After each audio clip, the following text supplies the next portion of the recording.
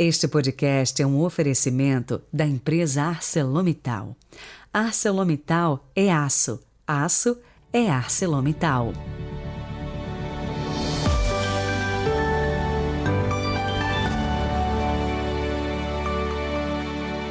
Quinta-feira, 7 de julho de 2022. Bem-vindo!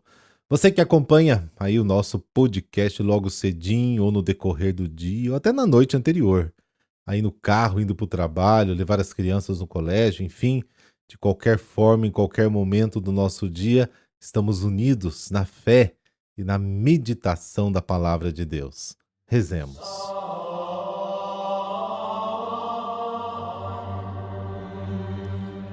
Pelo sinal da Santa Cruz, livrai-nos Deus, nosso Senhor, dos nossos inimigos.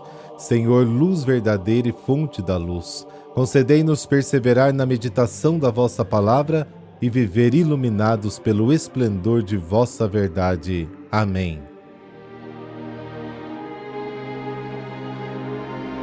Mateus, capítulo 10, versículos de 7 a 15. O Senhor esteja convosco. Ele está no meio de nós.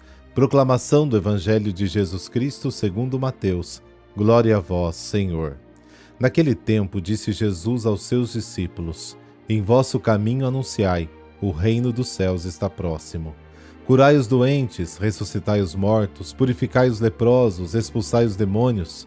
De graça recebestes, de graça deveis dar. Não leveis ouro, nem prata, nem dinheiro aos vossos cintos, nem sacola para o caminho, nem duas túnicas, nem sandálias, nem bastão, porque o operário tem direito ao seu sustento. Em qualquer cidade ou povoado onde entrardes, informai-vos para saber quem ali seja digno. Hospedai-vos com ele até a vossa partida. Ao entrardes numa casa, saudai-a. Se a casa for digna, desça sobre ela a vossa paz. Se ela não for digna, volte para vós a vossa paz. Se alguém não vos receber, nem escutar vossa palavra, saí daquela casa ou daquela cidade e sacudi a poeira dos vossos pés.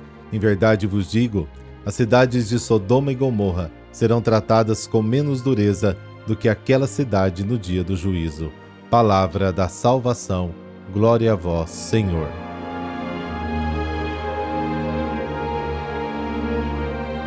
O Evangelho de hoje apresenta a segunda parte do envio dos discípulos. Ontem nós vimos que Jesus insiste em primeiro se voltar para as ovelhas perdidas de Israel.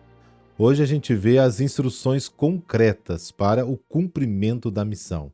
E aí vem o objetivo da missão: revelar a presença do reino. Vá e anuncie, o reino dos céus está próximo. O objetivo principal é anunciar que o reino está próximo. Eis a grande novidade que Jesus nos traz. Para os outros judeus, ainda havia um longo caminho a percorrer para a vinda do reino. Isso aconteceria depois que eles desempenhassem o seu papel. A vinda do reino dependia, segundo eles, de seu próprio esforço. Para os fariseus, por exemplo, o reino viria somente após a perfeita observância da lei. Para os essênios, que era um outro grupo, quando o país for purificado. Mas Jesus pensa diferente. Ele tem uma maneira diferente de ler os fatos da vida. Ele diz que o reino já chegou. Quando ele diz que o reino está próximo ou que o reino já está entre nós, não quer dizer que o reino estava vindo apenas naquele momento, mas que já estava lá, independentemente do esforço feito pelas pessoas. O que todos esperavam já estava entre o povo, de graça. Mas o povo não sabia, nem percebia. Lucas 17. Jesus entendeu isso, percebeu, porque ele olha a realidade com outros olhos.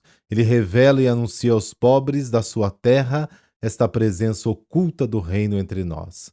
É o grão de mostarda que receberá a chuva de sua palavra e o calor do seu amor. E como anunciar, então, a presença do reino? Apenas através de palavras e discursos? Claro que não. Os sinais da presença do reino são, antes de tudo, gestos concretos, feitos com liberdade. Cure os doentes, ressuscite os mortos, cure os leprosos, expulse os demônios. O que você recebeu de graça, dê também de graça. Isso significa que os discípulos devem acolher na comunidade aqueles que foram excluídos dela. Essa prática solidária critica tanto a religião quanto a sociedade que ela exclui e indica soluções concretas. Ao contrário dos outros missionários, os discípulos de Jesus não precisam levar nada. Não leveis ouro, nem prata, nem moedas de cobre no cinto, nem bolsa para viagem.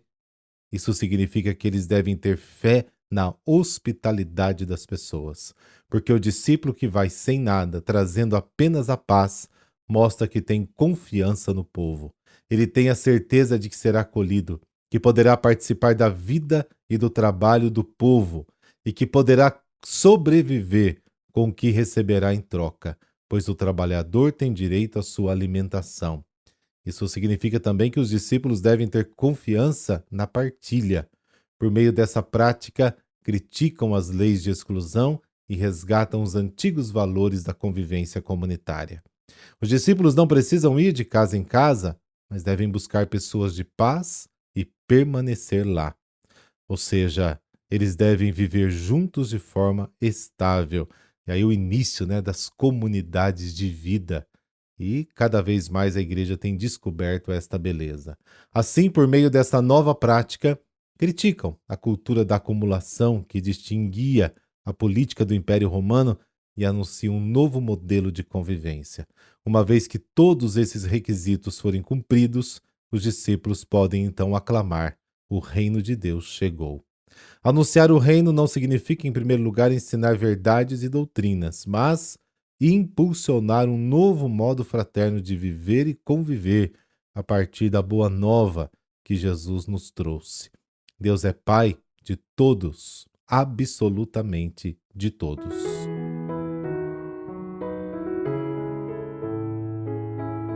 Hoje a igreja celebra São Vilibaldo. Ele nasceu no dia 22 de outubro do ano 700 na Inglaterra. Seu pai era o rei Ricardo I. Ainda criança, ele, confiado aos monges beneditinos, cuidaram de sua formação intelectual e religiosa. Foi ali, inclusive, entre eles, que decidiu também ser monge. Em 720, saiu do mosteiro e, na companhia do seu pai e seu irmão, seguiu para uma longa peregrinação cuja meta final era Jerusalém. A viagem foi interrompida em 722, quando seu pai, o rei, morreu na Itália. Assim, ele e o irmão resolveram ficar em Roma. 2 anos depois, sozinho, continuou a peregrinação percorrendo toda a Palestina. 5 anos depois, em 729, retornou para Roma. O Papa Gregório II o enviou para o mosteiro de Monte Cassino, a primeira comunidade beneditina da Europa. Vilibaldo deu então novo fôlego a este celeiro de homens dedicados à santificação, estabelecendo as regras beneditinas de acordo com o estilo de vida espiritual instituído pelo fundador São Bento. A esta obra dedicou outros 10 anos de sua vida. Novamente foi a Roma e daí partiu para evangelizar a Germânia. Em 740, Vilibaldo recebeu a ordem sacerdotal definitiva para ser consagrado bispo na Alemanha. Tornou-se um bispo itinerante, colocando-se frente a frente com os fiéis que aos poucos iam se convertendo ao cristianismo. Morreu no dia 7 de julho de 787, num mosteiro na Alemanha. Ó Deus, que aos vossos pastores associastes São Vilibaldo, animado de ardente caridade e da fé que vence o mundo, dai-nos por sua intercessão perseverar na caridade e na fé, para participarmos da sua glória. Por Cristo nosso Senhor. Amém. Dessa bênção de Deus Todo-Poderoso, Pai, Filho, Espírito Santo. Amém. Boa quinta, nos falamos amanhã.